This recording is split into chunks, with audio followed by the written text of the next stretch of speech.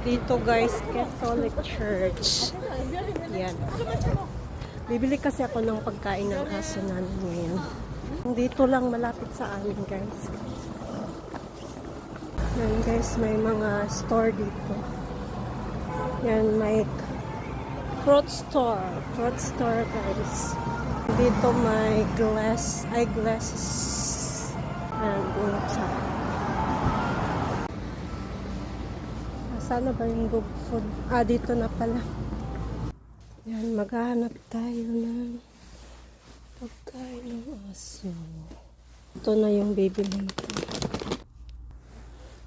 Magsi-self lang. Ayan guys, nakabili na ako ng pagkain ng aso. So, Royal Canin. Malamig pa rin dito guys. Malamig pa rin ang Korea.